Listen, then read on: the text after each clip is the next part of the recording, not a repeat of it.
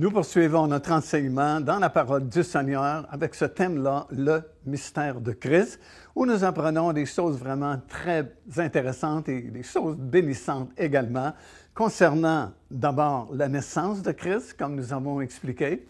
Nous examinerons également son ministère terrestre qu'il a fait, et nous verrons également après sa résurrection d'entre les morts, lorsque nous débuterons la deuxième partie de cet enseignement qui aura pour titre « Selon l'ordre de Melchisédek », où nous allons apprendre des choses vraiment très importantes pour notre vie dans le Seigneur. Alors, on est de retour avec Joseph et Marie à Nazareth, et puis ils ont fait ce séjour en Égypte, comme ça avait été prophétisé dans la parole de Dieu, et voulaient s'établir à Jérusalem, comme on peut comprendre par les Écritures, mais finalement sont revenus à Nazareth avec l'enfant Jésus. Et c'est intéressant de noter que certains archéologues soutiennent que Nazareth fut choisi par le clan des descendants de la lignée royale de Juda, dont Joseph et Marie faisaient partie,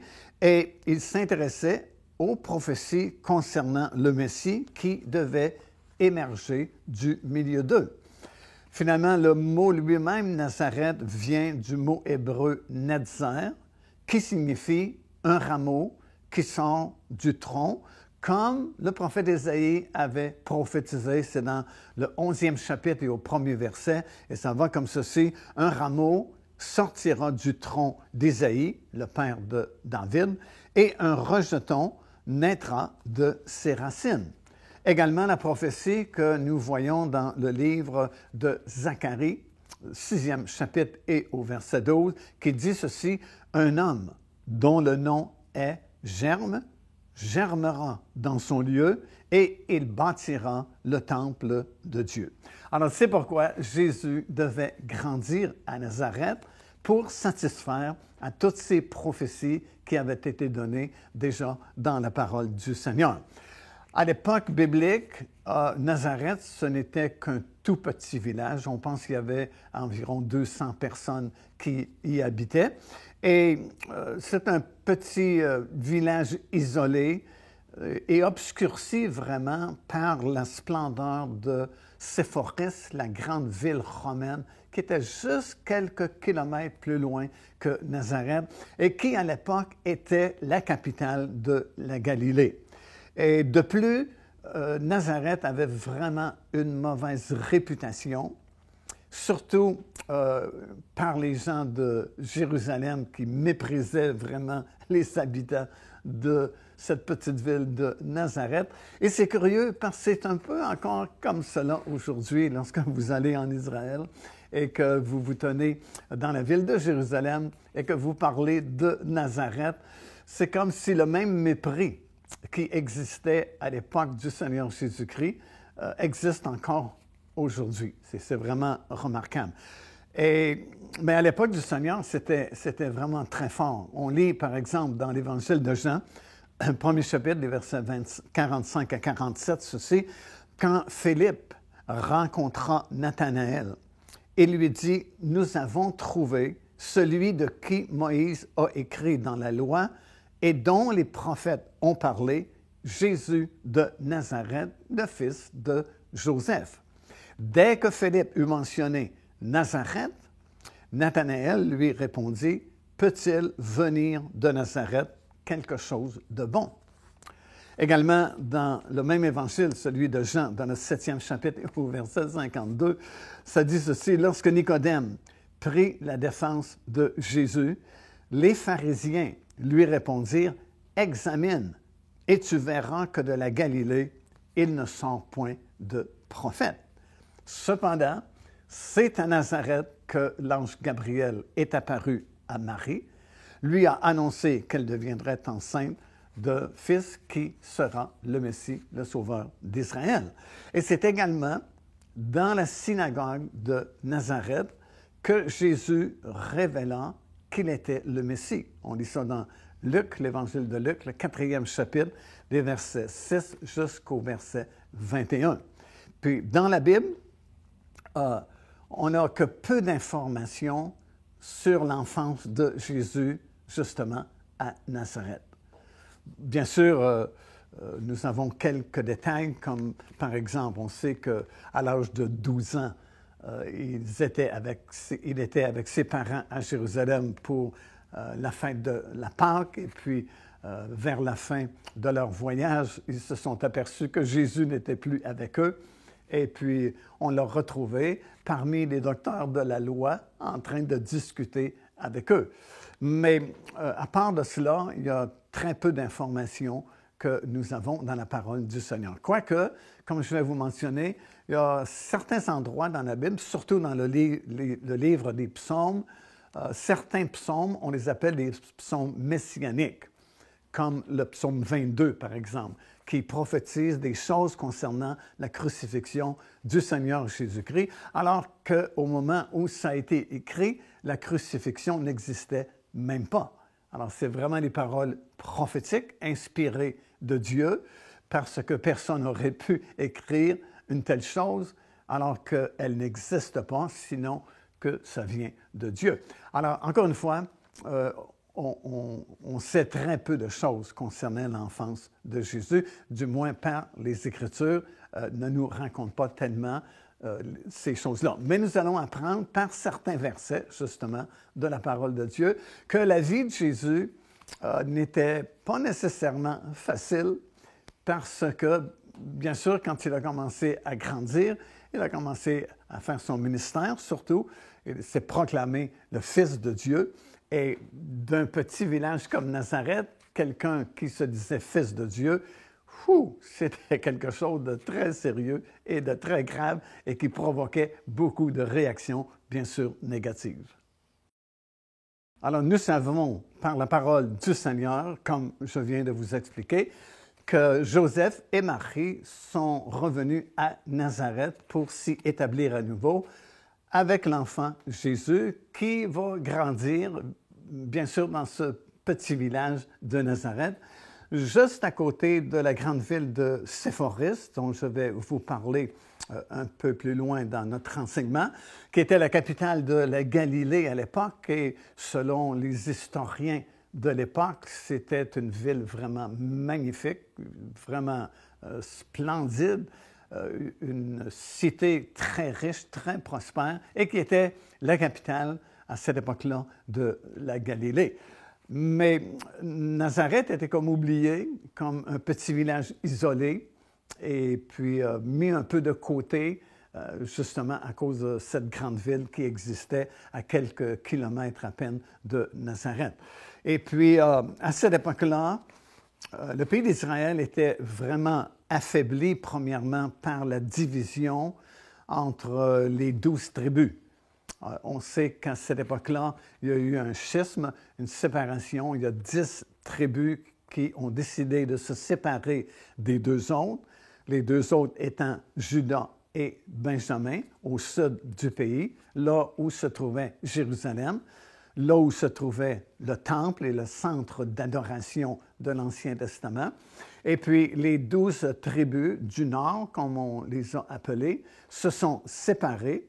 Et avec Jéroboam, qui est cité souvent dans l'Ancien Testament, tellement cité qu'on appelle souvent le péché de Jéroboam, parce qu'il a décidé que c'était trop loin de partir du nord et venir adorer au temple à Jérusalem, et il a créé son propre centre d'adoration dans le nord du pays, Bethel et ces endroits-là.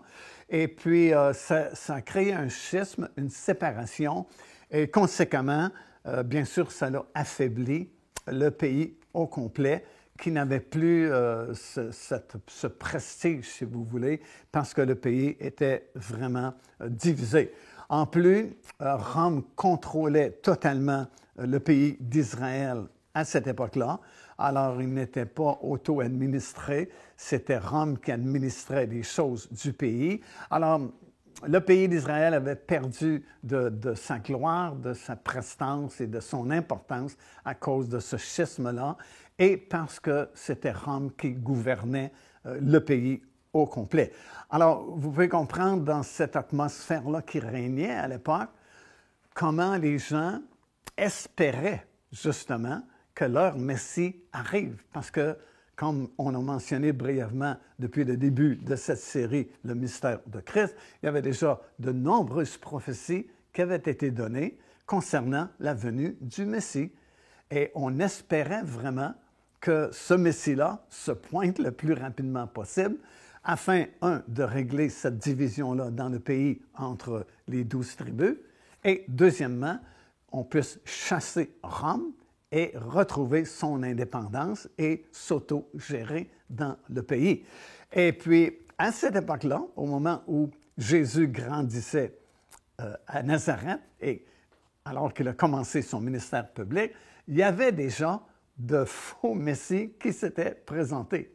Il y avait déjà plusieurs candidats qui se proclamaient le Messie d'Israël, comme on a des exemples ici mentionnés dans le livre des Actes des Apôtres, c'est dans le chapitre 5, des versets 34 jusqu'au verset 39. On parle de Theuda et de Judas le Galiléen, qui, à l'époque, s'autoproclamaient le Messie d'Israël.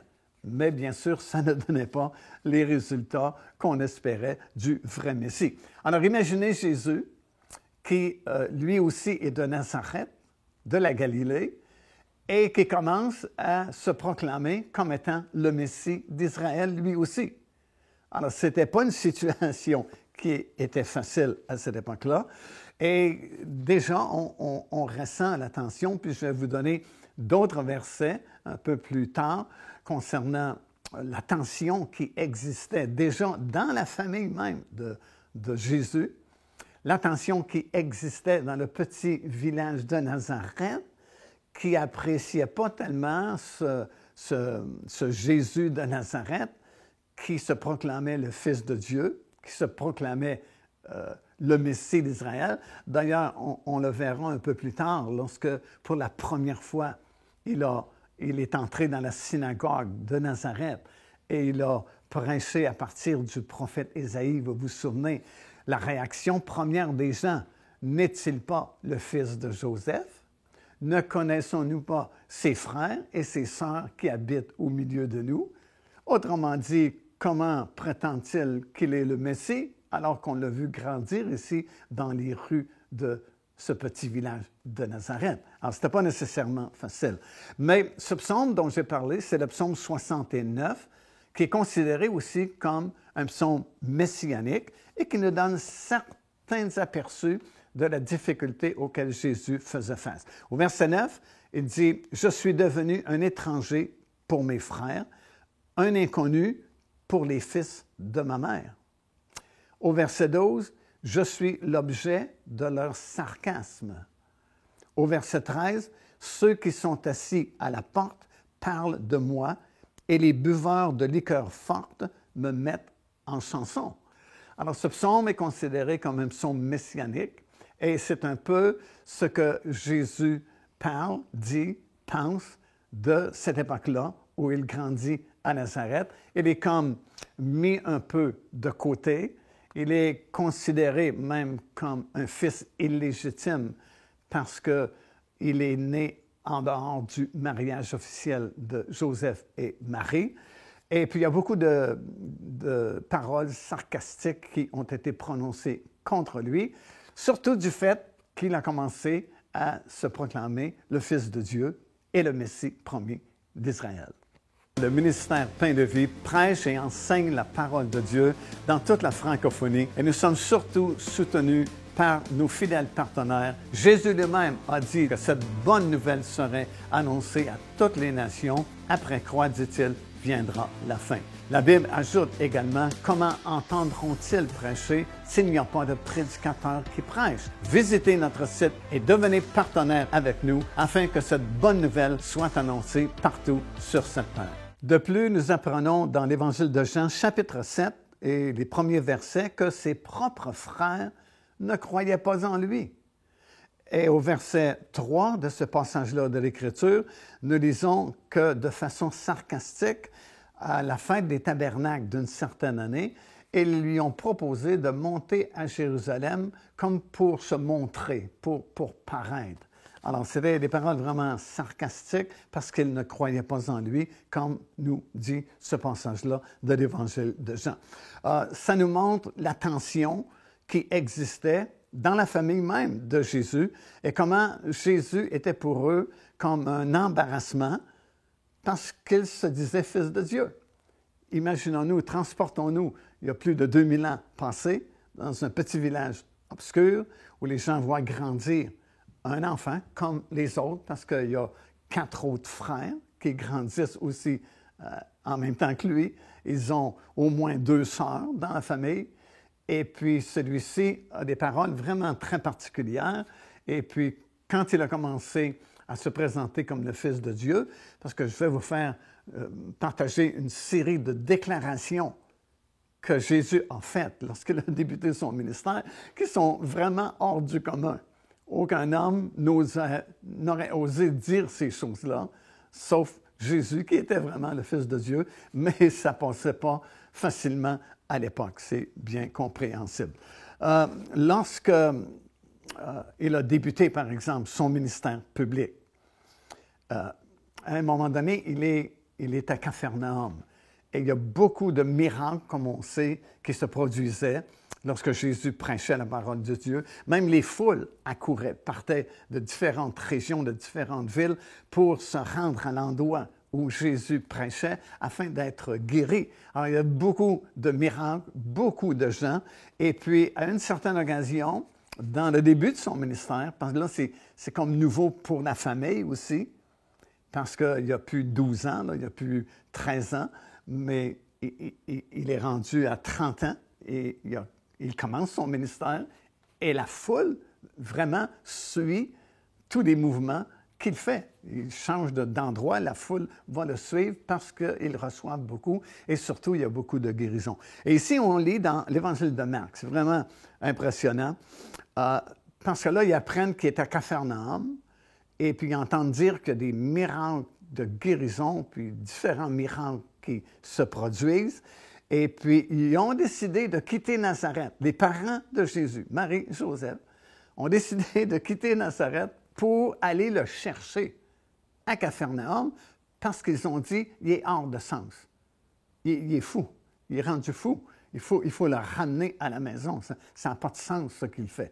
Alors, on lit ici dans Marc, chapitre 3, verset 21, que les parents de Jésus, ayant appris ce qui se passait, les foules, les supposés miracles qu'on entendait dire, vinrent pour se saisir de lui.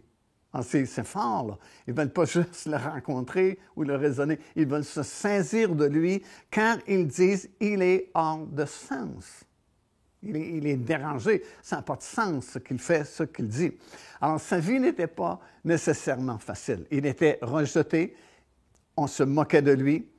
Il était une cause d'embarrassement, un malaise face aux habitants de Jérusalem. Pas seulement sa famille, mais les habitants du petit village de Nazareth trouvaient ça vraiment très étrange, le comportement de Jésus, justement, de Nazareth.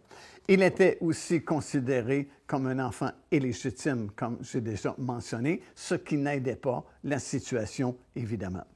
Alors, puisque Marie et Joseph avaient décidé de vivre ensemble et d'accepter la naissance de Jésus, même s'ils n'étaient pas officiellement mariés, bien, la rumeur courait. Et d'ailleurs, les pharisiens, un jour, vont lui faire le reproche qu'eux, au moins, ils ne sont pas illégitimes. Alors, c'était une attaque directe contre le Seigneur Jésus-Christ à cette époque-là. Mais malgré tout cela, il est écrit dans Luc, le 2e chapitre, qu'il croissait et il se fortifiait, étant rempli de sagesse, et la grâce de Dieu était sur lui. Nazareth, vous savez, comme j'ai mentionné, était située à quelques kilomètres à peine de la grande capitale qui était Séphoris, la capitale de la Galilée. C'était une ville romaine, une grande ville, plusieurs milliers d'habitants, et une ville très prospère. Et en fait, Séphoris était située dans la plaine d'Esdrodon, ou la plaine de Megiddo, et dans la vallée de Beth-Nétopha, qui signifie la maison de la pente. Et la ville était très prospère. Et à cette époque, c'était la capitale de la Galilée. Et selon le célèbre historien juif Flavius Joseph, elle était reconnue comme étant le joyau de la Galilée. Alors, conséquemment, Jésus a connu la vie urbaine et puis la vie rurale parce qu'il vivait d'une part à Nazareth, mais il était juste à côté de la grande ville de Séphoris. Et nous apprenons également que parce que Joseph était un charpentier et que ses fils travaillaient avec lui, donc quand Jésus était jeune, avant qu'il ne débute son ministère public, il a suivi ses frères et avec Joseph, ont sûrement travaillé à Séphoris parce que tous les corps de métier, tous ceux qui avaient un métier dans cette région-là, travaillaient à la construction de la ville de Séphoris. Il y a toute une histoire, je n'ai pas le temps de vous la raconter dans le cadre de cette série d'enseignements, mais vous pouvez vous renseigner sur la ville de Séphoris qui a été détruite à différentes reprises et reconstruite, évidemment. Alors, ça faisait beaucoup de travail pour tous les corps de métier des gens de la région, et certainement, parce qu'on va le lire plus tard dans les Écritures, que Jésus également a fait toutes les villes et les villages de la Galilée, il s'est déjà rendu là et a travaillé sûrement avec ses frères et avec Joseph. Alors, comme nous pouvons le constater par ces quelques versets que je vous ai mentionnés, la vie de Jésus dans son enfance n'était pas vraiment facile, il y avait beaucoup de tensions même dans la famille même de Marie, Joseph et de tous ces enfants-là, 4 garçons puis au moins 2 filles. Et puis, lorsqu'elle a commencé son ministère non plus, ce n'était pas évident, comme je vais vous partager également un peu plus tard. Mais néanmoins, c'était la condition qui prévalait à l'époque. Et souvent, on ne pense pas à cela parce qu'on parle uniquement des grandes choses que Jésus a faites, sa mort, sa résurrection. Mais ce n'était pas évident à l'époque. Mais malgré tout cela, il a choisi des endroits qui n'étaient pas faciles afin justement de ne pas attirer la gloire ou qu'il y ait cette plainte faite contre lui que c'était facile parce qu'il a choisi les meilleurs endroits. Non, dans le fond, il a choisi les pires endroits pour se développer et commencer son ministère. Alors, on a parlé de Séphoris, on a parlé que Joseph, avec ses fils, incluant Jésus, ont certainement travaillé à la construction de la ville parce que tout le monde dans la région travaillait à Séphoris. Et plus tard, quand Jésus a commencé son ministère public, définitivement, il a dû prêcher à Séphoris parce qu'il y a plusieurs versets qui affirme que Jésus a prêché dans tous les endroits, dans toutes les villes et dans toutes les synagogues de la Galilée, parce que la Galilée était vraiment son premier champ missionnaire, comme nous allons en prendre un peu plus tard également, tellement que Capharnaüm est appelé dans la Bible sa ville, alors que sa ville, c'était plutôt Nazareth, où il a grandi. Mais il a établi comme ses quartiers généraux à Capharnaüm, et c'est pourquoi la Bible appelle Capharnaüm sa ville. Donc ici, vous avez, par exemple, dans l'Évangile de Marc, le premier chapitre, nous lisons qu'il a prêché dans toutes les synagogues de la Galilée. Alors, si c'est écrit « toutes les synagogues de la Galilée », ça inclut celles qui existaient à l'époque à Séphoris. Aussi, dans Matthieu chapitre 9 et le verset 35, il est dit qu'il parcourait toutes les villes et tous les villages, enseignant dans toutes les synagogues. Alors, toutes les villes, tous les villages, enseignant dans toutes les synagogues. Alors, tel que constaté, ce n'était pas nécessairement facile pour lui, et ce n'était pas facile pour les gens de le reconnaître comme le Messie d'Israël. Parce que, évidemment, première chose à laquelle les gens pensaient, c'est que c'est un homme ordinaire qui a grandi à Nazareth, un petit village, et tout le monde l'a connu, l'a vu. Il a été un jeune garçon. Ses années d'enfance se sont écoulées à Nazareth comme les autres garçons. Il a travaillé avec ses frères, avec Joseph, dans le métier de charpentier.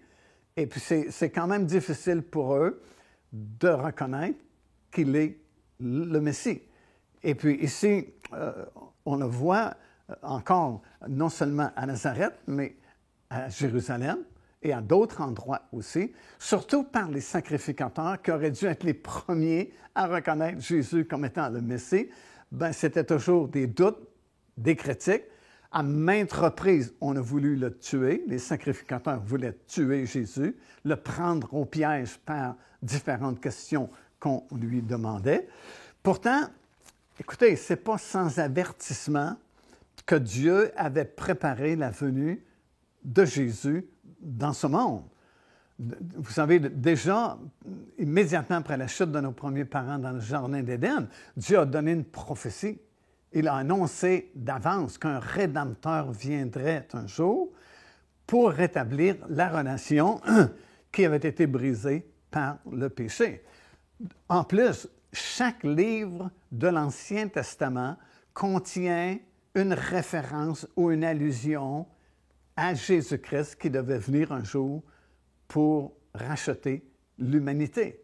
Dans chaque livre de l'Ancien Testament, il y a quelque chose qui fait référence à cela. Dans le livre de la Genèse, par exemple, il est présenté comme le Rédempteur promis, comme je viens de mentionner. Dans le livre d'Exode, il est l'agneau pascal, et ainsi de suite dans tous les livres de l'Ancien Testament, jusqu'au dernier livre de l'Ancien Testament, le livre de Malachie, où il est présenté comme celui, le Seigneur qui arrive soudainement dans son temple et va établir son royaume sur toute la terre.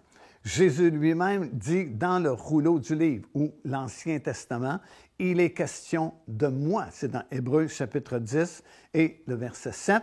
Et dans Jean chapitre 3, verset 39, il ajoute ceci, « Vous sondez les Écritures parce que vous pensez avoir en elles la vie éternelle. Ce sont elles qui rendent témoignage de moi. » Alors, partout dans la Bible, on parlait de la venue du Messie, la venue du Seigneur Jésus-Christ. On expliquait même sa crucifixion par David dans le psaume 22, mais c'était difficile pour les gens de le reconnaître. Car Dieu a tant aimé le monde qu'il a donné son Fils unique, afin que quiconque croit en lui ne périsse point, mais qu'il ait la vie éternelle. Téléchargez gratuitement l'enseignement dès maintenant. Le salut, c'est quoi? Au www.paindevie.org et recevez la grâce merveilleuse que Dieu vous offre.